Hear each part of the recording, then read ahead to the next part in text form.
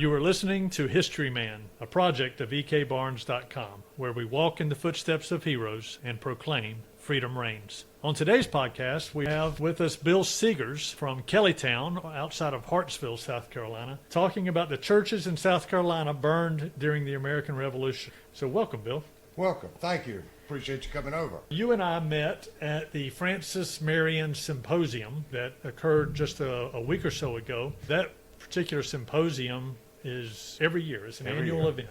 And they bring in historians from all over South Carolina and talk about a wide number of topics. And one of those topics this year that they highlighted was your book. And we're excited to hear about your work, and thank you for allowing us to sit in with you. Good.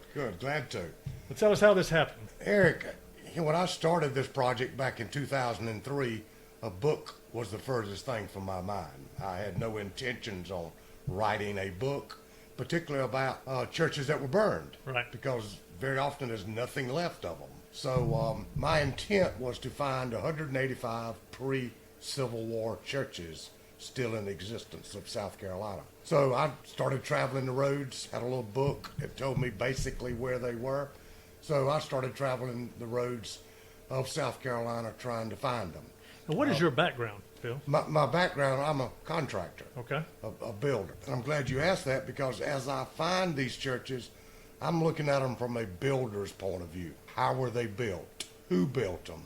How much did they cost to build? Who the architect was? I'm more interested in that than I am who the preachers were. Sure. Who gave the land. All that's very important, but a lot of that is written in existing church history books. I see. About a particular church. But the building itself, was it slash sawn timber? Was it? Yeah, I was going to ask you, how deep in the weeds did you get on that? What kind of wood?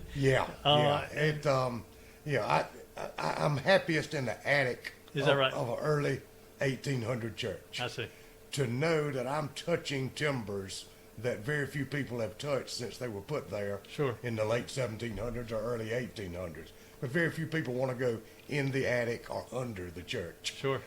And so that's what we talk about in the book. We talk about the way the brick are laid in these particular Anglican churches. And so it's a different slant on history than just your normal names and places.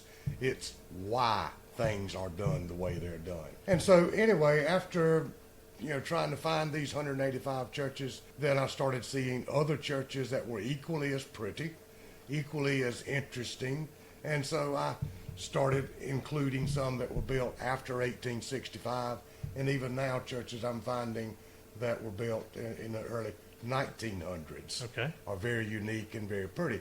So as a result of this, probably close to 40,000 miles traveling South Carolina. I've recorded, either through photographs and or documentation, over 850 churches in South Carolina. Unfortunately, 10 of those churches aren't here anymore. Is that right? Yes, they've burned. Tornado got one.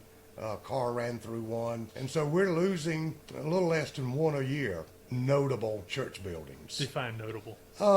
Notable. They're either very pretty architecturally. There's something interesting about the history of them. How were they built? Who built them? We find very often in written records that the members built the church. Okay. Churches that were built in 1834, I know of one that cost $1,150, which is still functioning today as a church. Well, they got their money back on that one. They did. That was a good investment for them when it was built in 1834. Of course, it's sad to see any church burn. Sure. I'm also a volunteer fireman, and I've worked a church fire, and you just don't supposed to see crosses glowing red. Right. So I'm proud that I have pictures of a lot of those that are gone. Right. I feel sure there's other pictures out there, other photographs, but probably not along with the research that I've done on these particular buildings that have lost. To build a church, how has that changed from the 1700s to the 1800s to the 1900s? What are things that stick out from a 1700s church that are different than from an 1800s church that are different from a 1900s church? Is there that much of a difference? Yeah, there is, Eric. And I guess the best example that I can give of that is one that I'm very familiar with that was built in 1846. Okay. It's a solid brick building. It functioned very well for a long time. But the congregation wanted the building to be more comfortable, so they introduced heating and air conditioning to it. And in order for it to be economically feasible to do that, they added insulation. Okay. And they immediately started having problems with paint coming off the walls, moisture, buildup, mildew. Just the building wasn't very healthy. It was built to breathe. And with the introduction of heating and cooling, for the purpose of comfort, it started having problems. Now, there's ways to counteract those problems, and that's hopefully what they're in the process of doing now. Humidity control. So, these buildings were built very loosely. Okay. Strong, but loosely, and so they were allowed to breathe. The air flowed in, the air flowed out. It controlled, self-controlling moisture, if you will. Different products depending on what side of the state you're on? Oh, yeah, by all means. And also depending on how much money you had. Okay, all right. So like down in Charleston, you had some of the older congregations built out of seashells and some sort of... tabby construction. Okay. Where you mix crushed oyster shells, mix it with clay, and basically you pour walls. Instead of concrete walls, you would pour walls of this tabby construction. If you didn't have a lot of money and you lived in the back country, you had plenty of trees. I see. So you built wooden church buildings. Out of a particular type of wood? Most of it was pine. Okay. Yeah. Obviously, we had some good virgin longleaf pine at that time. Is there a difference in the different types of pine? Oh, yes. Yeah. In the building product? Yeah. Tell me what the difference would be. Okay. That's another whole topic in itself. I don't want to get too far in there, Okay. but it does interest me, and I'm sure that when you're looking at it from a historical perspective and you have this particular eye on these buildings, I would love for our listeners to understand that eye a little bit. Well, longleaf pine, and the best indicator of a longleaf pine tree is it has a much slicker bark and the needles are long, opposed to our pine trees of today, which are species by the name of loblolly and slash. That's got a rough bark and a very short needle. It grows extremely fast. Longleaf pine grows extremely slow.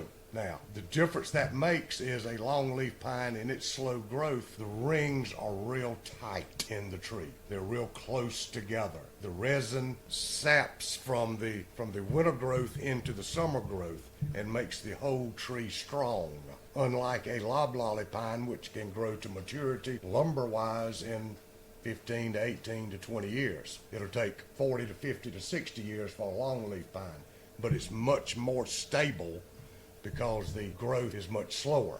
It's unfortunate, Eric, but today's builders, we have to deal with slash, loblolly, and spruce pine. And I mean, you lay a 2x4 out in the sun over the course of a day, and it begins to warp just because it's so unstable. But nobody wants to wait till a longleaf pine tree grows to harvest it at maturity. So you're saying some of these backcountry churches from the 1700s were built with the longleaf pine. It's a very solid pine. It's a very dense pine. Very dense. It's still a softwood. It's in the softwood family. Okay. But the wood is very dense due see. to the tightness of the grains. So how did they join the joist? Where your main seals, your main structural members would be hand hewn, Wow. and then mortise and tenons would be cut, tenon on the joist and a mortise on the seal, and they would put that mortise and tenon together, drill a hole through that, whittle a peg, and drive a peg into those two timbers to join them together.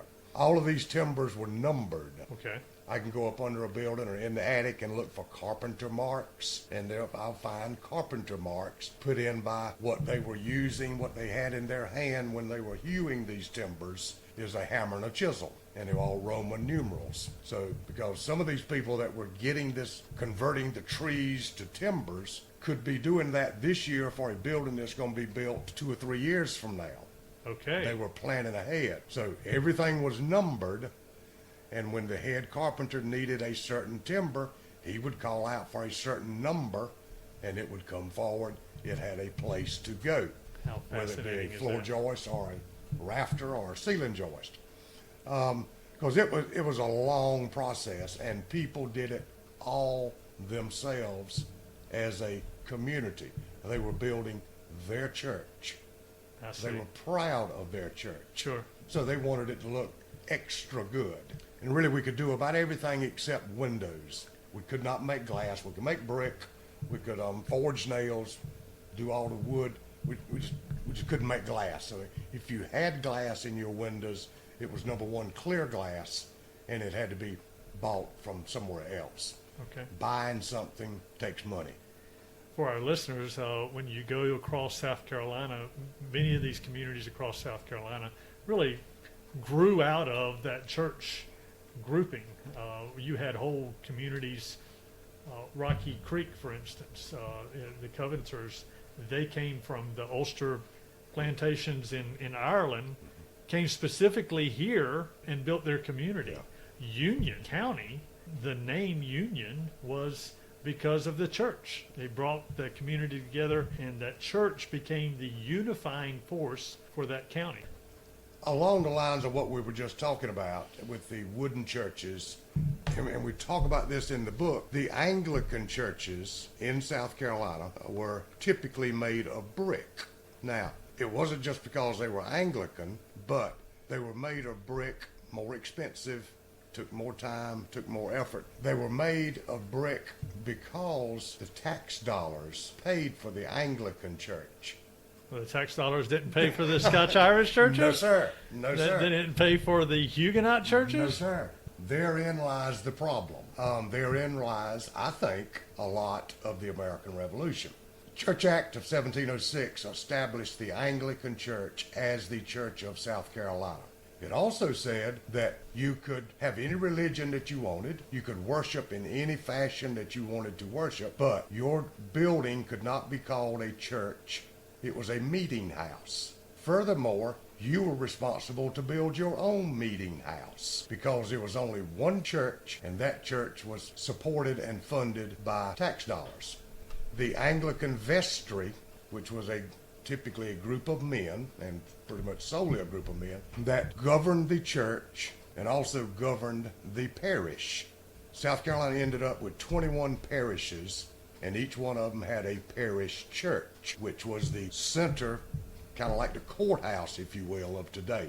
So your vestrymen were in charge of the church and in charge of the parish. Collection of taxes, where that money was spent.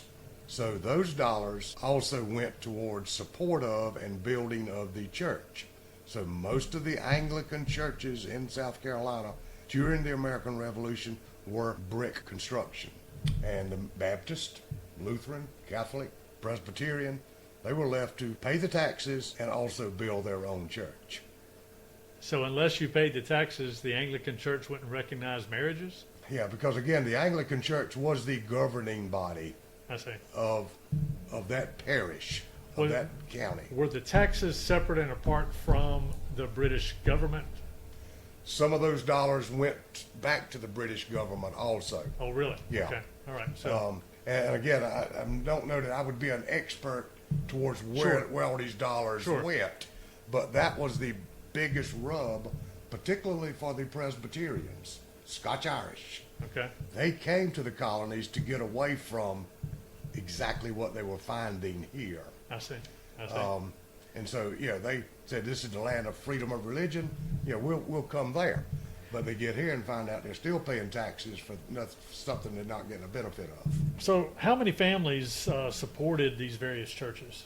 Obviously, depending on the size of the parish, but typically each parish would have a parish church, one parish church. From there, they may have chapel of ease. Particularly in Berkeley County, it was St. John's, which was Biggins, what we commonly know of as Biggins now. They had about 4 different chapel of eases. And those chapel of eases, one of them is still there. Strawberry Chapel is still there in Berkeley County. And it was built for the convenience of the people in that area. Why should those 8 or 10 families make the long trip back to Biggins Creek to go to the main church? We'll build us a chapel here and let the preacher come to us. I see. Thus the word, it was easier for them, so they were called Chapel of Eases. I see.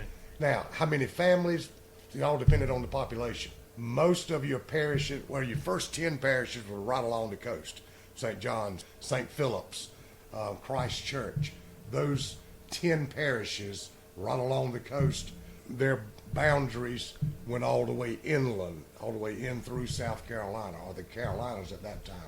As the population grew, they needed more churches, and so then St. Mark's was established, St. David's here in Sherrall, the neighborhood up in Chesterfield County. That was the last parish to be established. So what started out as 10 parishes ended up as 21 parishes in the geographical area. So again, it's hard to say how many families just because of the size of the land. Even there in Charleston, what was St. Philip's Parish, the first parish, was divided into St. Michael's I see. and St. Philip's. So what were the denominations of the churches that were burned?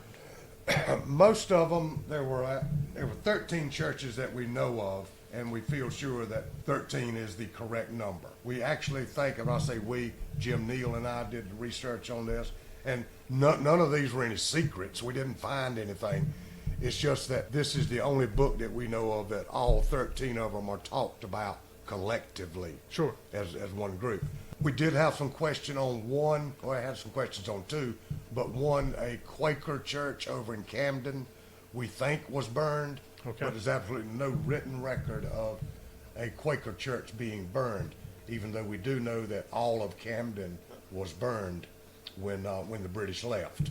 So of that 13, there were 6 Anglican, 5 Presbyterian, and 2 Congregationalist denominations. And those Congregationalists eventually went on to be Presbyterians. They all had about the same faith. The Anglicans and the Presbyterians were right there neck and neck as far as the number burned of these. The number burned. The 13 is the number burned. Yeah.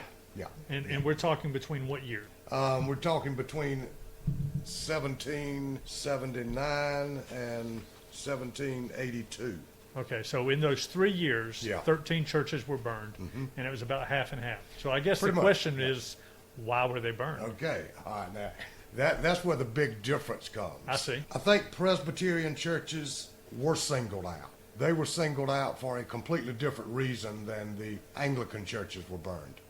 The Presbyterian churches were burned primarily because the preachers preached from the pulpit in support of the Patriots and against the British. I see. A number of churches, a goodly number of those churches, were actually singled out to be burned to set an example for the others around. I know when we were at the symposium the other day, the question came up about the movie The Patriot, where they actually, in the movie, they burned people inside of the church. There was some discussion about that at that symposium. Were there any churches where people were burned inside the church? Eric, we didn't find any record of that. Okay. Even as mean as some of these soldiers may have been in burning the churches, we didn't find any record of, in any written history, that people were killed in the churches. Waxhaw Church up Lancaster County way. After Buford's massacre, all of the patriots that were wounded were taken into Waxhaw Presbyterian Church for medical attention. When Bannister Tarleton discovered that they had done that the congregation had done that to help the patriots, he and his men went and physically removed all of the patients and set the church on fire. So you ask about people and being burned in, that's the only closest that I know of that people and churches are even mentioned in the same conversation. And in that case, he physically removed the patients and burned the church just because they were aiding and helping the wounded patriots. Okay. Of the churches burned, the 13, is there a particular location or a region that these were, that they occurred at? Yes, the majority of them, particularly the Anglican churches, were along the coastal region. Okay. You get on up into the back country, and there were 6 of those that were burned in now what would be Sumter County, Kershaw County, Williamsburg, Chesterfield, and Lancaster County. I see. So we did get some burning on up into the back country, is what we Okay. call it at this time. Most of those 6 that were burned in the back country, 5 of them were Presbyterian, one was an Anglican church that Okay. was burned in the backcountry over in Sumter County. So you said there was a difference between the Presbyterian churches and the reason they were burned and the Anglican churches. Why were the Okay. Anglican Oh. churches burned? Well, yeah, I guess for several reasons. Two Anglican churches that were burned that I know for sure of, they had ammunition stored in them. Gunpowder, I see. ammunition. Well, they were brick churches, They were right? brick churches. They were brick fortresses, Right. basically. That would And- make sense. And so any material that was put in those churches would just be automatically consumed once they were set afire. The two that were burned, one was Biggin's Church, at St. John's Parish outside of Monk's Corner. Okay. When the British were being run out of Monk's Corner, they were retreating to they thought the safety of Charleston. They very quickly determined that they had too much weight. They could not physically take all the ammunition that they had. gotcha. So they put it in the church, and the British set the church on fire just because it would not fall into the Patriots' hands. Right, They right. wanted to get rid of the ammunition, lighten their load, so they could run faster or march faster. Makes sense. To Charleston, yeah. The other one that a very similar thing happened is Sheldon, down in Beaufort County, and probably One of the most iconic church remnants. recognizable building. Right, Yes, yeah, right. is Sheldon. There at Sheldon, and your listeners need to kind of remember too that the Revolutionary War was probably our first civil war. Not everybody was in favor of leaving the British rule. There were a good many of the colonialists that liked the comfort of that. They didn't want to branch out and start all over. And so, yes, you very often had neighbor against neighbor in the American Revolutionary War. So there was a situation down in Beaufort County to where William Bull, who once was a governor of South Carolina, had, we'll say, acquired some ammunition, possibly from the British, for the Patriot cause. And so to keep it safe, he put it in Sheldon Church. Unfortunately, he had a nimist by the name of Andrew DeVoe. Okay. That was an adjoining landowner that they just didn't quite see eye to eye on a lot of things. And DeVoe was a loyalist. So in order to gain some favor with the British when they came through, he let it be known that he knew where some ammunition was, and it was stored in Sheldon. Sheldon Church burns. I see. Now, we don't know who lit the match, Eric. We don't know whether the British burned it, or whether the Loyalists burned it, whether DeVoe burned it, or who burned it. But shortly after that exchange of information, the church burned. And was never rebuilt. Yes, it was. It was yeah, rebuilt. Yeah, Okay. yeah. It was rebuilt. And really, up until just recently, we thought it was burned again by Sherman's troops. But it was rebuilt, it was reused, but it never really functioned as a strong church again. Okay. Fell into disrepair. And shortly after the Civil War, most of the material that had been used to put back on it was taken off of the building to be used in building houses. It kind of segues into my next question is the burning of these churches, these 13 churches, how did that affect the communities? Were they able to rebound from this, or what happened? Yeah, most all the churches were rebuilt Okay. in some fashion or another. All of the churches continued having services immediately. Immediately? Immediately. Okay. They realized the strength of their faith. So yes, they turned back to the Lord for strength to continue. They may have been meeting in a bushy arbor. What is a bushy arbor? Bushy arbor is basically just a little lean-to shed Okay, all that right. you would put up very quickly and temporarily just to have a place to go under to meet. They may have met at houses, I don't know, but they immediately went back to worshiping their faith, whether it be Anglican or whether it be Presbyterian. Not until after the British left Charleston in 1782, the war subsequently ended shortly after that, did things begin to get back to normal, and when they did, then churches were rebuilt. The other reason, Eric, that Anglican churches were burned, and again, Anglican church was the British church, if you will. Sure. It was built with British money, basically.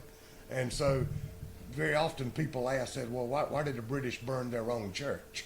Well, we know of two situations with the ammunition. But the other Anglican churches, with the exception of one, and we'll talk about that, was burned by the British as they retreated or as they were run out of either whether it be Charleston or whether it be Georgetown. Mm-hmm. They had used, for instance, Prince George Wynyard, then in downtown Georgetown. Winya Bay. Yeah. They had used the Anglican church there in Georgetown as their headquarters. They stabled horses in the church. They conducted business in the church. When you talk about quartering soldiers, churches were not off limits. They were quartering horses right. and soldiers. Yeah. That one, Christ Church, okay, same way, which is out Mount Pleasant way. Both of them were used as headquarters. I see. So when they were run out of these churches by the Patriots and run out of town, they were mad. They were upset. They realized they had been defeated, and they didn't like that. So they lashed out and burnt the church that they just left, just to do as much destruction as they could do. And you ask about rebuilding. Prince George Wynyard, there in downtown Georgetown, is the only church in South Carolina that did in fact see flames and is in continuous use today. I see. All the rest of the other 12 churches that were burned, where they worship now, if there's a church there, is a replacement church. But the four walls of Prince George did in fact see flames, and it has continued to be used. Of course, they added on to it between 84, I think they started, and ended up in 1822 when they finished that degree of renovation and additions. So there were 6 burned, Yeah. and of those 6, only 1 is still in use. It's still in use.